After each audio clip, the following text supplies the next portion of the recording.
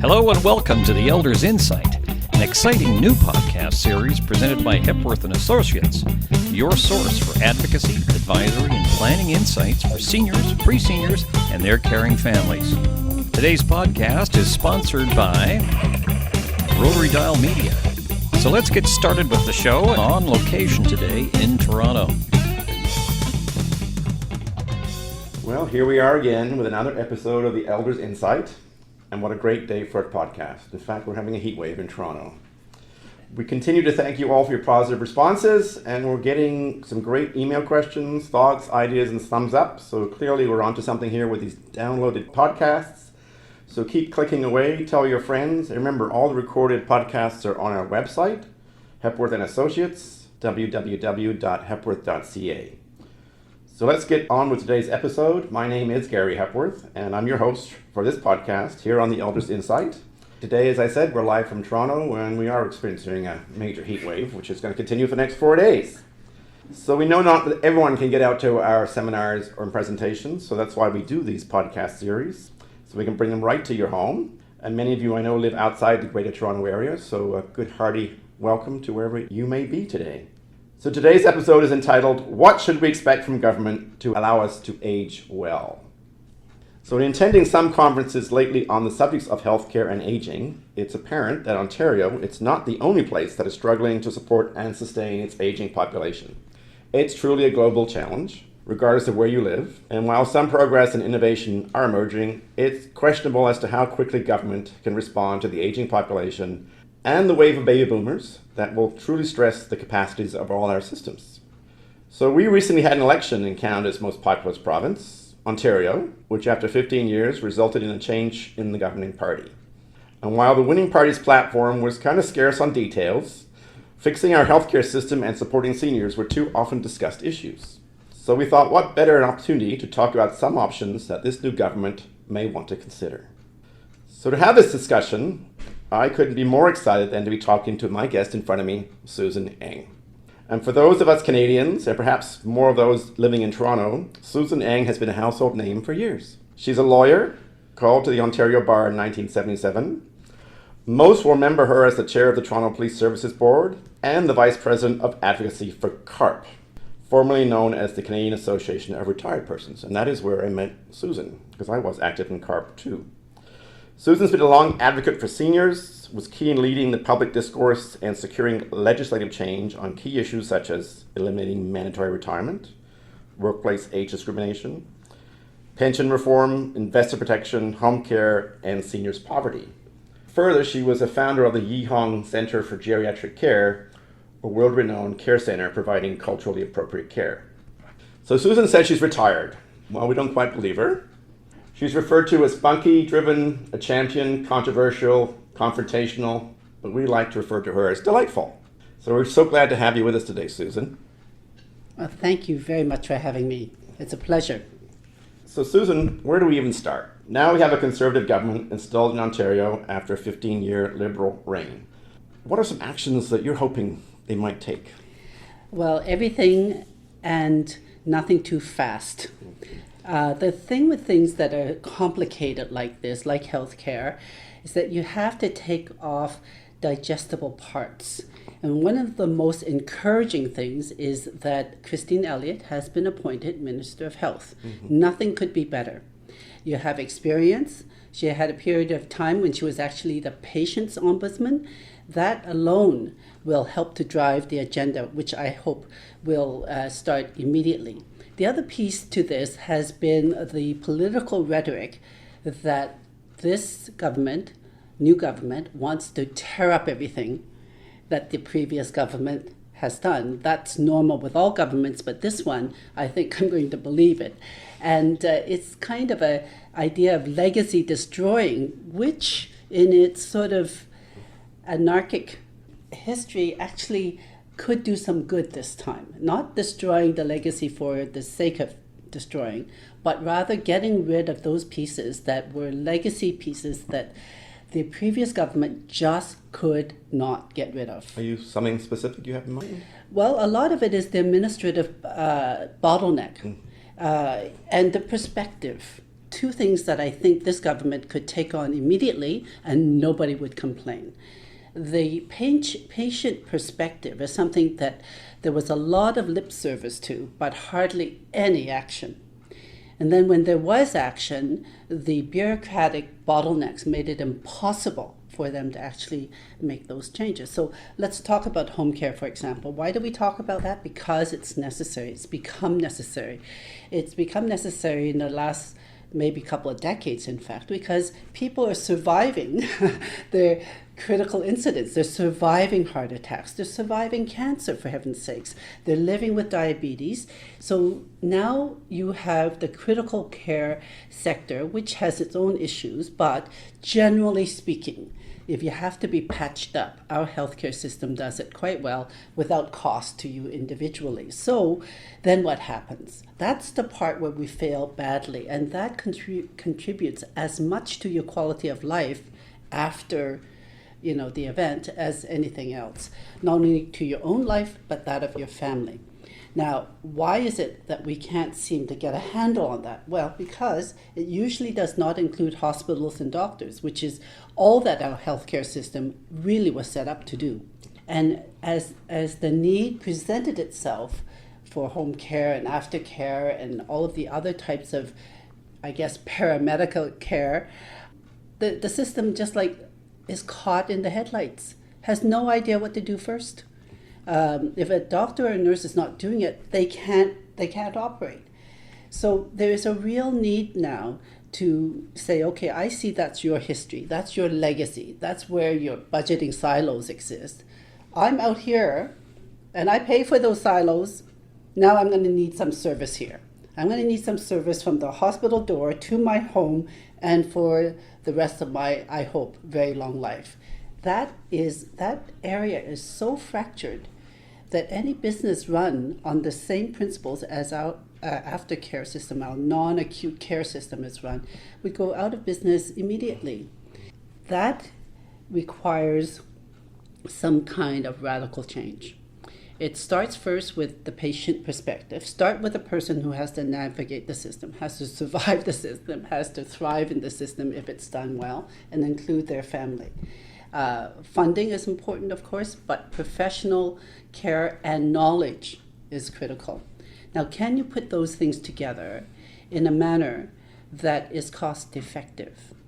We've seen a lot of talk about how the home care sector, including nursing homes, is actually more cost effective than the acute hospital care. Okay, so I get that. So why haven't we done anything about it? Because so long as you're doing things like home care in a patchwork fashion, one-ofs, different standards for different areas, you will never be able to afford to do it economically. As a country, and you know this, we spend a lot of money on healthcare. I think like number 5 in the world or something per capita. But when you measure the outcomes, we're way down the list. So We're not getting the bang for the buck. A lot of it is potentially around lack of coordination, overhead. Is spending more money in the healthcare system the option, or Absolutely not. There needs to be a period of time where you're spending more money than you'd like to in order to get you over that hump. But you have to, during that interregnum, you have to be spending money with a focus on changing the existing system rather than adding more carbuncles onto the existing system, which makes it less efficient, and you build in the legacy wastage. So there is a need to spend a bit more money in the interim. It's sort of short-term pain for longer-term gain. You also have to start identifying who you're going to spend the money on. Dr. David Naylor, former president of U of T, was asked, as a medical doctor and with his expertise and connections, was asked to do a review of the healthcare system across the country by the previous federal conservative government, and to look at the process of innovation, given that it was a federal jurisdiction and not, providing operations at the provincial level, innovation that could be done nationally. Mm-hmm. And a few things he found in the lead up to his recommendations. His recommendations are not nearly as important as his findings in leading to them. So one small example was how we managed to direct our budgets based on providers. So how much do doctors need? How much do hospitals need? How much do nursing homes need? So if that's the way you look at things, what's going to happen? Your system is always going to develop on those pillars instead of the patient perspective. Each part of the system is screaming for more money, and in this previous election, all parties were agreed that hospitals are overcrowded. So you've heard, we're all going to get rid of hallway medicines. What can governments do to reduce the overcrowding in hospitals to supposedly eliminate hallway medicine that's been promised? Well, apparently there are systems of assessment of how you do your work. One of them I think was called LEAD, so all these fancy acronyms. What they mean is, are you actually moving through a patient or your day in the most efficient and useful manner? The answer has always been a resounding no.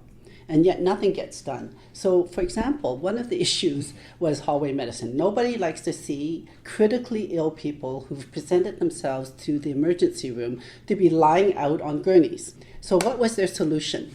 Did they fund more emergency doctors? Did they triage better? Did they put in critical walk-in clinics instead of ER? No, what they did was they built more rooms behind the curtain so that more of these people would be shuffled out of sight. Mm-hmm.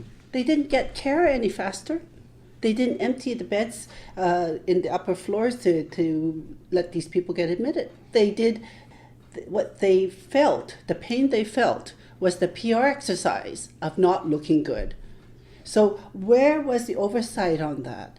You know, when I talk about governments being in place too long and they accept the legacy of their own making, they're not going to change that readily. Now, don't forget, in order to build that extra space back there, you have actually put money into building budgets of hospitals, which means now if you were to empty those rooms, you're going to have this excess capacity. It makes no sense.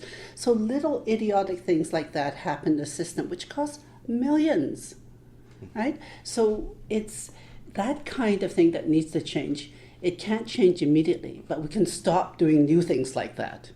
So I think one of the big challenges as we age that people start to get more concerned about is dementia and the increasing number of cases, because as we know, age is the chief risk factor.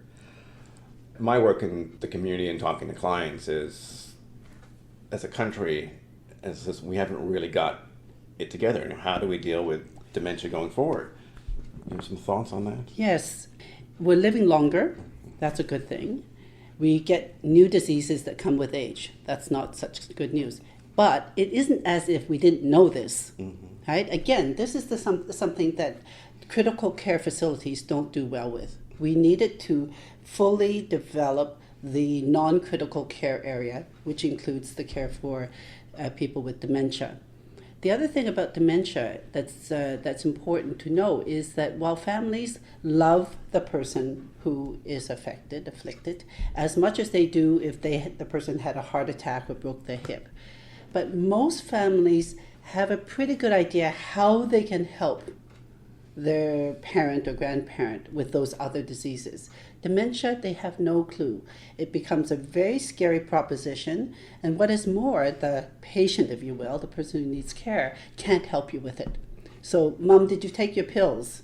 Well, she can't answer, right? So now you've got to have mechanisms that help you figure out whether or not the pills have been taken. So even at the granular level, the care is different, and families who care can't care the right way. We need, at the very basis of this entire enterprise, more generalized information. Right? At least people need to know those things. So governments are talking about a dementia strategy. I think Ontario now officially has one. The federal government's talking about.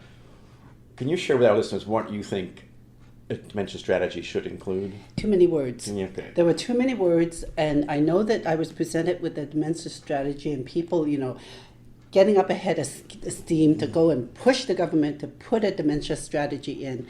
And my advice was, you're going to spend all this energy, you're going to get the government to put this thing in, but they won't do anything with it. You've used up all of your energy getting these words on a page. And what's more, you're debating what words on the page, right? And so it took me several goes to read it, whichever version was presented to me. And I just, at the end of it, said too many words. By the end of it, I forgot what I read first. And it wasn't because I'm dull, it's because I couldn't care by the time I got to the bottom of the list. And so if I'm reacting that way as an activist in the field, how do you think a government bureaucrat is going to deal with this? The key to this exercise, and I know we're going to, swerve into that world in which we get things done, is that how do you get the bureaucrat to at least do one thing on your list? Beating them down with a page of words is not one of these strategies. So one of the things the new government's already announced is changes to the drug plan for kids. Yes, interesting. What do you think of that? It was interesting because even when we were pushing for hanging on to the old age security pension starting at 65 and dealing with the issue of drug cost in Ontario for seniors, one of the elements that came through from some of our members actually were to say, look, I've got plenty of money. I don't need to have my drugs paid for. I don't need to, be relieved of that $100 copay. I've got all these other resources. If you sort of, target the funding better, you would actually be able to spend more on people who actually need it. Very fair comment. And our generation, if it's nothing else, it is altruistic. That having been said, there are those who, when presented with the opportunity to have free drugs, are going to take it. They're not going to hand the money back. Now, the same thing applies when you're talking about younger people and the issues around parents who are responsible for them, who have maybe drug coverage. And at school, as you know, at universities, drug coverage costs nothing, right? It costs next to nothing. So why would you fund a group of people who have much better alternatives for getting less costly drugs? So there is a need to streamline it. Streamline it so that it makes sense to people who are paying serious taxes, even though I'm sure there were many arguments, none of which I heard, by the way, that speak to the issue of how if you didn't make it a blanket opportunity, it'd be too complicated to figure out who qualified and who didn't, and you spend more administrative time and money figuring that out. I get that. I understand that when you're dealing with a huge population. But if you want the public to support what you do, it has to make sense to them individually. So they've made their first decision. Is there anything that you think they may miss, something that they won't tackle, something they're afraid to tackle? Depends. It depends if enough people get out there and start pointing out easy wins for them right now. The thing I've found with advocacy in the community is everybody wants it perfect right away. And if you only carve off a piece of it, people worry. And we had this said to us, no, if you let them do just that one thing, that will be the only thing they do. They won't do the rest. Fair comment. But you know what? If I've got that one thing done, I'm going to come back at them next year, next month actually, with the rest of it. One at a time. Get something in hand. Help somebody right away. And I think that the approach to getting things done has to be to do government's work for it. To say, look, here's one piece wrapped up in a ribbon. Just do this. And if you do this, I'm going to get lots of people to support you and applaud you for doing this. And then we'll go on and talk about the next great thing you're going to do for us. So you had a successful run at lobbying government and getting a number of changes made. But how does the average person out there who's concerned about their aging, their health care, how does the average person influence lobby government, particularly when there's a brand new government in office right now? It is a fair point. It's hard. And there are people who are otherwise extremely very accomplished people in their own right, who has, their father go into the healthcare system, come out of it bruised and battered, and I don't mean physically, but emotionally, and they say, something ought to be done. If I was trying to solve this problem in my business, I would do X and Y, right? But they turn around and they realize there's absolutely nothing a patient standing at the hospital door can actually do, right? They're just it's too much of a behemoth, and there are no pressure points. And so, what do? You can just, wave your wand and say, at the next election, I will show you. It doesn't work that way. So it's very, very difficult for individuals to deal with this. By the same token, advocacy groups that do too many things and you try to use the pathos of the moment to try to drive home their point are also wasting their energy, because nobody in government actually cares until they actually look bad doing something. So you've got to take lessons from that and say, okay, what can I do? Like these groups that have already accumulated lots of members, and then they waste their resources, their treasure, attacking the wrong thing. The third piece of this action is that you got to get really clear about what you're trying to do. And advocacy is a profession. You do have to do it as a day job. You do have to put in real resources, and you also have to take entrepreneurial risk, reputational risk if you're not risking money. These are the things that you have to professionalize in that way, the process of advocacy. You need to have money, exposure, membership, that is reach, so that when you arrive at a government office, you are able to say the following: I have researched this, and I can tell you right now that on balance, this is the right thing to do. It's supported by this amount of research. You can do more if you like, but the research I have says this, number one. Number two, you can do it by, you figure out how to do it, but there are a few suggestions we might have. There are examples from other places. Secondly, I have all these people behind me that think the same way, because we've already educated them around the issues and they agree with me. And let me count them, 100,000 people maybe. They're listening to us right now, for example. And even if I didn't have those warm bodies to show up with me today, I just gave an interview to one of the major outlets. And they seem to have picked it up because this horror show that just happened the other night has caught the public attention, and this is part of the solution.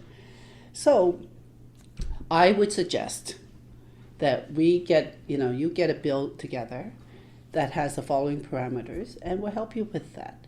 Now, if you can't do that, don't bother going in that door, because they are not interested in talking to you. Because the whole attitude with government is, what needs to get done legitimately? There are a lot of bureaucrats I've met who understood that this was the important policy change. They understood that entirely, even with the money that was involved. But they needed to hear, who's going to make me? Mm-hmm. Who's going to make me? Interesting. Okay, let's shift away from government, because this government has a lot on its plate for sure. I mean, we could get into the whole area of long-term care and the current investigation going on, but we're curious to see what comes out of that. But a shift away from government, I know you've become very interested in a relatively new think tank at Ryerson, the National Institute of Aging. What can you tell us about that? Is that an organization that people can get behind? I think it can. I think that they start with the academic impress. Mm-hmm. They start well-funded for that function. Mm-hmm. They have an approach that allows people who have even more money and have an interest in funding public policy analysis on the issue of aging and healthcare in many cases, also finances. And it's an opportunity for that agency to add the third part of the stool I mentioned before, and that is wide public support. Engaging in greater public support. It is critical if you want to actually affect change. And unfortunately, or fortunately, it must be political, because those are the people who have the fingers on the pulse, not on the pulse, sorry, they don't have the finger on the pulse. They have the fingers that hold the pen that will write the law, right? And that you need to get through to them. And I think the entree point is not arguing with them over academic analysis, which they have by the truckload. What they need to know is, what do I have to do now to move on to the next month of my administration? Of course, healthcare is political. It takes up the biggest chunk of the budget, so our taxes go to pay for it. As taxpayers, we're focused, and NIA sounds like an interesting opportunity. Any final thoughts you want to share with us on healthcare? Or someone, I hear from clients all the time who maybe are 65 and they think, oh, it's too late for me to plan ahead. And I say, well, you've probably got another 30 years ahead of you, so there's a lot you can still do. Do you have some thoughts on what people can do to plan once they get to that age? I think that the one thing that people need to know is to give themselves a little bit of a break and understand that most people don't go through life having any awareness of what to do with healthcare systems, right? That when they have to access healthcare, they are babes in the woods. And they've got to give themselves a break. Don't think that you ought to have known what to do. That being said, the healthcare system writ large needs to be more publicly accessible and understandable.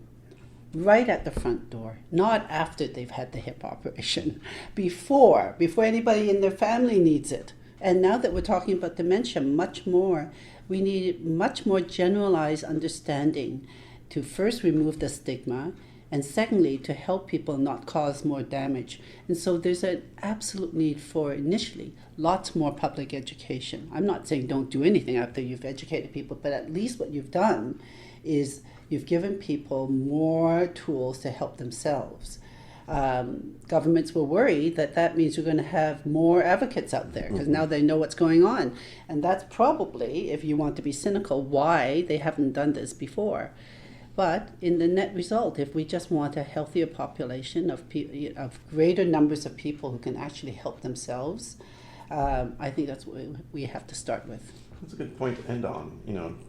Government helping people help themselves. I think one of them is providing information. In the age of the internet and social media, there's a lot more information out of there. Susan, it's been a delightful chat, which I knew it would be. So big thanks to you on behalf of all our listeners and yours truly. And we're hoping people learned a lot from Susan's points today. I mean, we could sit here and talk for hours. So it's been a great message and really enjoyed this. No, I have too. Thank you very much for having me. Okay, folks, that's a wrap for today's podcast. And we thank you all for joining us. Thank you all for clicking in. Again, invite your friends to click in and watch the podcast. If you miss it, again, you can visit it on the website. It'll be saved there. So stay tuned for more podcasts as we help seniors, pre-seniors, and their families in aging well.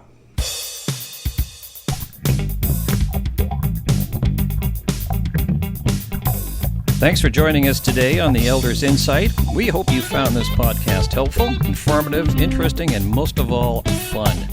We hope you can join us for our future podcasts as we continue to be your source for advocacy, advisory, and planning insights for seniors, pre-seniors, and their caring families. A big thanks to Hepworth & Associates team, and we look forward to seeing you the very next time here on the Elders Insight.